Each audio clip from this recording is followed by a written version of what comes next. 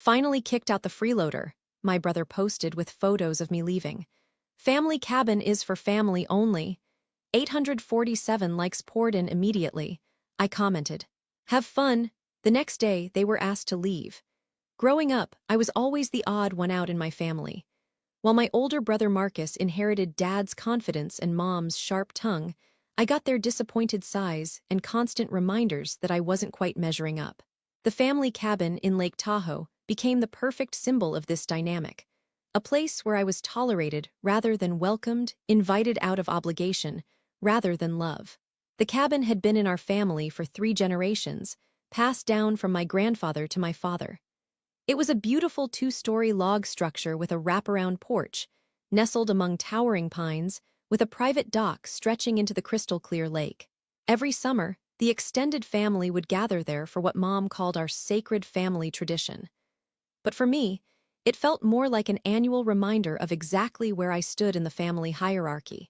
Marcus, being the golden child, treated the cabin like his personal kingdom. He'd invite his college buddies, throw loud parties, and generally act like he owned the place. Meanwhile, I was expected to clean up after everyone, maintain the dock, and basically serve as unpaid staff. When I complained, Dad would give me his standard lecture about earning my place in the family and proving I deserved to be there. The breaking point came last September during what was supposed to be a family bonding weekend. I had just started my new job as a property acquisition specialist for a real estate investment firm, but my family saw it as just another entry-level position that proved I wasn't destined for greatness. Marcus, who worked in Dad's insurance agency, never missed a chance to remind everyone that he was building something substantial while I was just shuffling papers for rich people. That Friday evening, I arrived at the cabin after a particularly grueling week of closing deals. I was looking forward to some quiet time by the lake, maybe catching up on some reading. Instead, I found the place packed with Marcus's fraternity brothers from college, all of them now in their 30s, but still acting like they were 20. Empty beer bottles covered every surface. The sound system was blasting, and someone had apparently tried to grill inside the cabin, leaving scorch marks on Mom's antique dining table. "Oh, look, the worker bee showed up," Marcus announced when he saw me. His friends laughed as he grabbed another beer from what I realized was my designated sleeping area, the couch. "Hope you brought your cleaning supplies because we're having a real party this weekend." I surveyed the damage quietly. "Where am I supposed to sleep?" "Figure it out," he shrugged. "Maybe there's room in the shed with the lawn equipment. Seems more like your speed anyway." His friends erupted in laughter. I recognized most of them from previous gatherings of trust fund kids who'd never worked a real day in their lives, but somehow felt entitled to look down on anyone who actually earned their money. The irony wasn't lost on me, but I'd learned long ago that pointing out ironies to my family only led to more humiliation. I spent that night in my car, parked at the far end of the driveway. The next morning, I woke to find one of Marcus's friends urinating on my hood while the others cheered him on from the porch. When I approached the cabin to use the bathroom, Marcus blocked the door. "Sorry, family only," he said with a smirk. "You can use the gas station down the mountain." "Marcus, I just need to," I said, "family only." His voice got louder, ensuring his audience could hear. "Maybe if you contributed something to this family instead of just taking up space, we'd treat you differently." The humiliation burned, but I kept my expression neutral. "Understood." I drove down to the gas station, used their facilities, bought some coffee, and sat in my car for a while, thinking. 3 years of working 60-hour weeks, building my expertise in property acquisition, learning the ins and outs of real estate law and investment strategies also, I could afford to buy my own place and never have to depend on family charity again. The irony was that I'd gotten so good at my job that I'd started making some investments of my own. When I returned to the cabin around noon, Marcus and his crew were setting up what looked like a full weekend party. They'd moved furniture around, set up beer pong tables, and someone was attempting to install speakers on the deck. The neighbors probably hated it, but the nearest house was a quarter-mile away, so they were getting away with it. "There she is," Marcus called out when he saw me. "Ready to help us set up. We need someone to run to town for more supplies." I looked around at the mess they'd already created. "Actually, I think I'm going to head home." Probably for the best. Mom's voice came from behind me. I turned to see her emerging from the kitchen, carrying a platter of sandwiches. She must have arrived while I was gone. This is really more of a celebration for people who have accomplished something. The comment hit like a physical blow. Here I was, having just closed the biggest deal of my career, and she was treating me like a charity case. But I'd learned not to argue with Mom when she was in this mood. Dad, I just nodded. I'll grab my things. What things? Marcus laughed. You slept in your car. More laughter from his audience. I walked to where I'd left my overnight bag the day before and picked it up. As I headed toward my car, I could hear Marcus making some joke about family disappointments. That earned another round of chuckles. I was almost to my car when I heard Mom call out, "Make sure you don't come back until you've got your life figured out. We're tired of carrying dead weight." I turned around to see her standing on the porch with Marcus, both of them looking at me with expressions of disgust and disappointment. Marcus had his phone out, clearly recording. The rest of his friends had gathered to watch the show. "I understand," I said simply, then got in my car and drove away.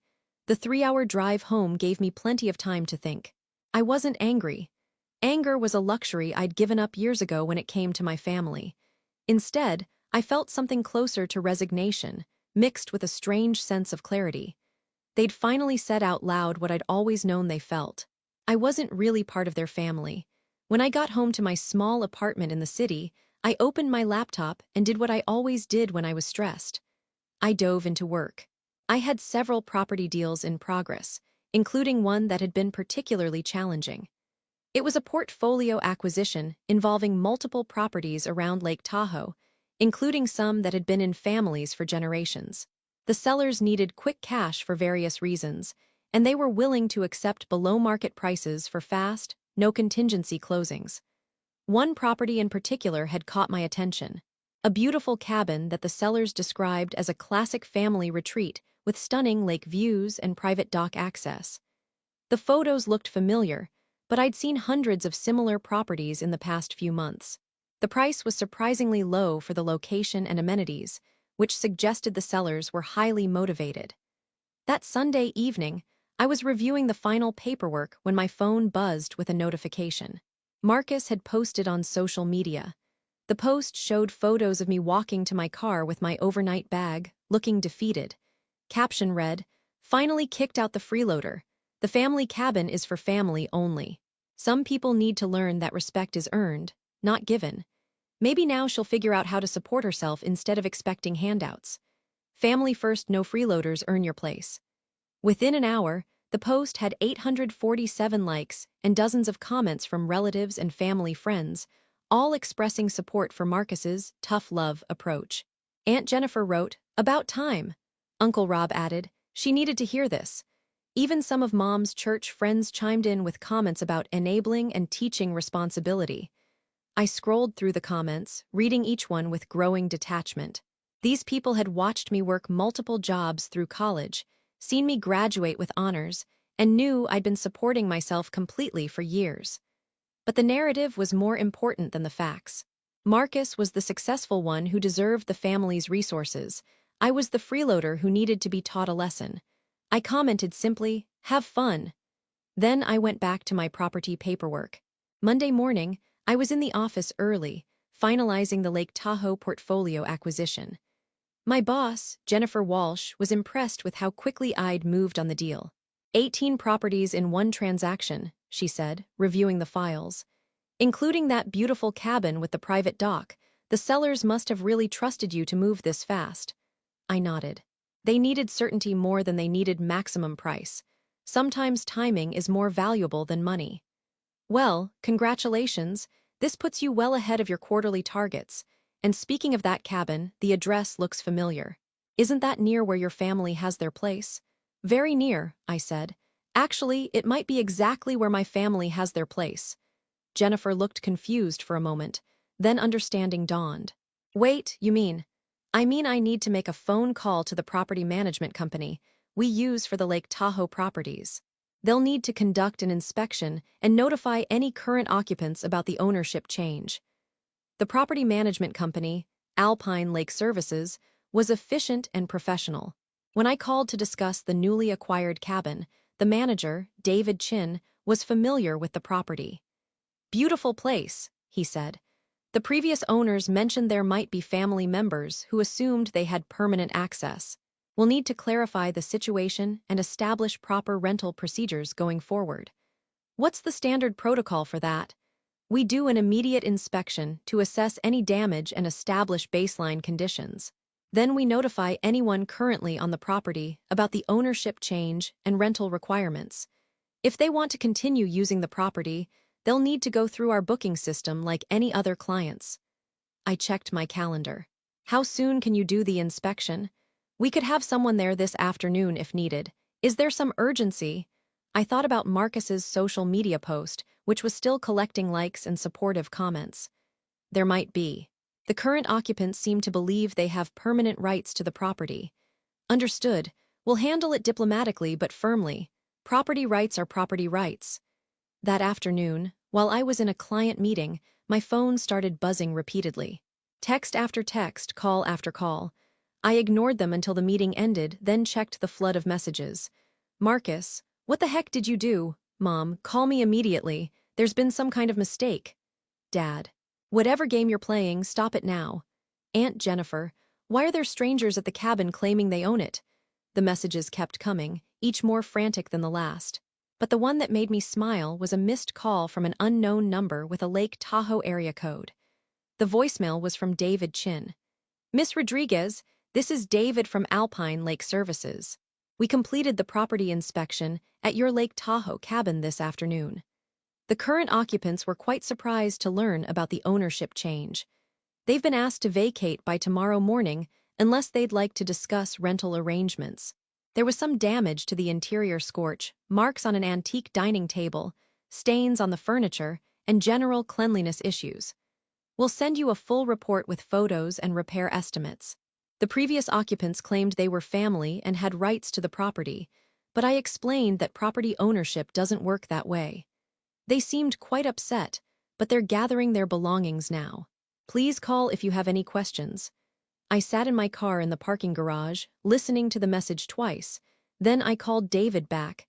"Miss Rodriguez, thank you for calling back. I have to say, that was one of the more dramatic property transitions I've handled." The young man seemed to think this was all some kind of mistake. "No mistake," I said. "What's the damage assessment?" "About $3,000 in repairs and deep cleaning, nothing structural, but they clearly weren't treating the property with much respect. We've documented everything for insurance purposes, and they understand they need to vacate." "Oh, yes, very clearly. Though I have to ask, when the young man said he was going to call his lawyer about family property rights, should I be concerned about any legal challenges?" I almost laughed. Marcus didn't have a lawyer, and Dad's insurance agency definitely didn't handle property law. "No legal challenges. The sale was completely legitimate, and I have all the documentation. They were never legal owners, just family members who assumed they had permanent access." "Understood. We'll proceed with the standard protocols then. Would you like us to arrange for cleaning and repairs?" "Please do. And David, if any of them contact you claiming family rights or demanding access, refer them to our legal department." "Of course. Congratulations on your new property, by the way. It's going to be beautiful once we get it properly maintained." After hanging up, I sat in my car for a few more minutes, processing what had just happened. 3 years of saving, investing, and building expertise in real estate had led to this moment.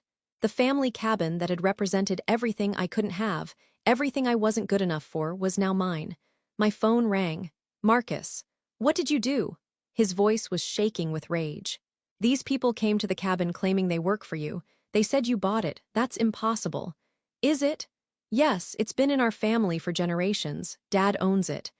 Dad sold it along with 17 other properties.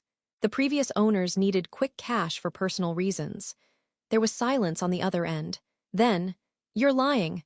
The property management company should have given you their business card. You can call them if you have questions about the rental process." "Rental process? What rental process? This is our family cabin." "It was your family cabin. Now it's my cabin. If you'd like to use it, you'll need to book it through Alpine Lake Services like any other client. They offer competitive rates for the area." More silence. Then, in a voice I'd never heard from Marcus before, small and confused, How? What? How do you own it? You're just working because you don't have that kind of money. I could have explained about property acquisition, about investment strategies, about how being underestimated in negotiations was actually an advantage.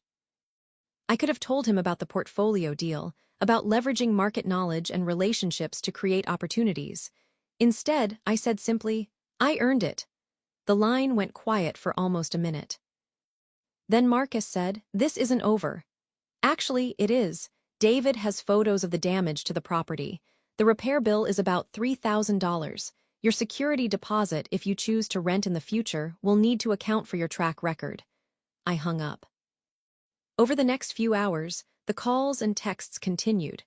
Mom demanded to know how I could do this to my family. Dad threatened to get lawyers involved until I reminded him that he'd signed all the paperwork himself. He just hadn't bothered to ask who the buyer was. Various relatives weighed in with their outrage, but their leverage was gone. I owned the property now. Their opinions were just noise. The most telling message came from Aunt Jennifer, who'd been one of the most enthusiastic supporters of Marcus's social media post. Maybe we should talk about this like adults. I'm sure we can work something out that makes everyone happy. I didn't respond to any of them. Instead, I called David Chin back. I'd like to discuss the rental policies for the property. What are your most restrictive terms? Well, we can require significant security deposits, mandate professional cleaning both before and after stays, and implement strict policies about parties, noise, and property damage. We can also maintain a blacklist of guests who have proven problematic. Implement all of that, and David, add Marcus Rodriguez, Tom Rodriguez, and Linda Rodriguez to the blacklist. Permanent ban. Understood. Should I note the reason? Property damage and failure to respect ownership rights. Consider it done.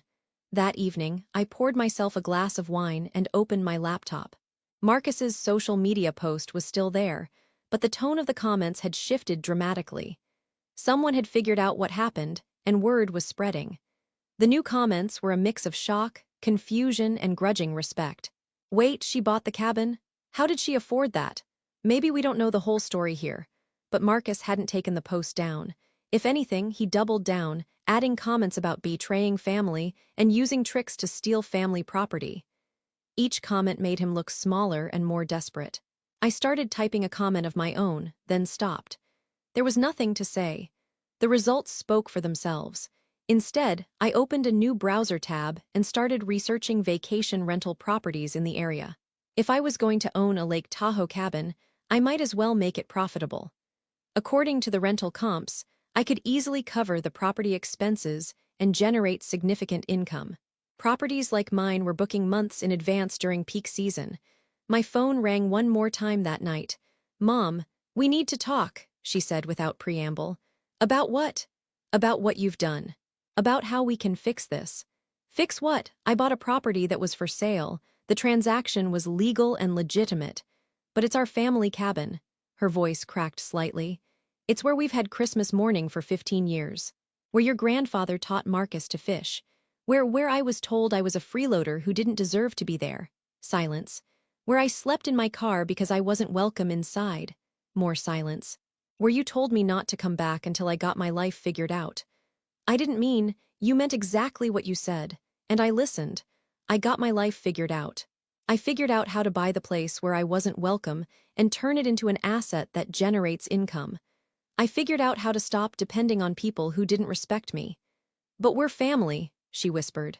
Family doesn't treat each other the way you treated me. The family doesn't publicly humiliate each other for social media likes. Family doesn't make someone sleep in their car because they're not worthy of a couch. We can change. We can do better. I looked out my apartment window at the city lights below. Somewhere out there were dozens of properties I'd helped clients acquire, investments I'd made, deals I'd structured, a whole career built on understanding value and knowing when to walk away from bad deals. Maybe you can, I said finally, but that's not my problem anymore. I hung up and turned off my phone. The next morning, I woke to an email from David Chin with photos of the cleaned and repaired cabin. It looked beautiful, better than I'd ever seen it during family gatherings. Professional photographers were coming that afternoon to take listing photos for the rental platform. I also had 17 missed calls and 43 text messages. I deleted them without reading them. At work, Jennifer Walsh stopped by my office. "I heard about your Lake Tahoe property situation. Word travels fast in real estate circles. I hope there aren't any professional concerns." She smiled. "Are you kidding? You identified an undervalued asset, moved quickly to acquire it, and managed the transition professionally. It's exactly the kind of strategic thinking we want from our senior associates. Speaking of which, we've been discussing your promotion. The Lake Tahoe portfolio acquisition put you over the top. Congratulations, Senior Property Acquisitions Specialist Rodriguez. Your new salary starts Monday." As she walked away, I realized I was smiling for the first time in days. Then my phone buzzed with a text from an unknown number. It was David from Alpine Lake Services. "Though you should know, we've had several calls from people claiming to be your family, demanding access to the property." I explained that they're on the restricted list. One young man became quite agitated and started shouting about family property rights and teaching lessons. "I've documented everything and notified local law enforcement as a precaution. Your property is secure." I typed back, "Thank you, please maintain all current restrictions." Then I opened the vacation rental platform and looked at my new listing. Stunning Lake Tahoe cabin with private dock, professionally managed. The photos were gorgeous, the pricing was competitive, and according to the booking calendar, I already had 3 reservations for the upcoming month. At lunch, I did something I hadn't done in years. I posted on social media. "Excited to announce my new investment property at Lake Tahoe. Beautiful cabin with private dock, professionally managed by Alpine Lake Services. Already booking for next season. Sometimes the best investments are the ones closest to home. Real estate investment, Lake Tahoe property owner." I included one of the professional photos of the cabin looking pristine against the backdrop of the lake, with the private dock stretching into crystal clear water. Within an hour, the post had more likes than Marcus's Freeloader post had accumulated in 2 days. Colleagues, friends, and even some relatives were commenting with congratulations and asking about rental availability. But the comment that made me smile came from my old college roommate Sarah. "Is this the cabin where your family used to treat you like garbage? Plot twist of the century." I didn't respond to her comment, but I did like it. That evening, I drove up to Lake Tahoe to see the property in person. David met me there with my keys now. Walking through the cabin felt surreal. Every room held memories of feeling unwelcome, of being treated as less than. But now, standing in the living room where Marcus had blocked me from using the bathroom, I felt something different. I felt at home. "The repairs turned out beautifully," David said, showing me the refinished dining table. "You'd never know there had been damage, and we've installed a new security system, cameras, smart locks, the whole package. You can monitor everything remotely." I walked out onto the deck and looked across the lake. The sun was setting, painting the water gold and pink. It was peaceful in a way I'd never experienced here before. No one was going to tell me I didn't belong. No one was going to make me feel small or unwelcome. This was mine. My phone buzzed with a text from Mom. "Please call me. We need to find a way to work this out."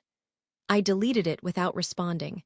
But as I stood there watching the sunset, I realized something surprising.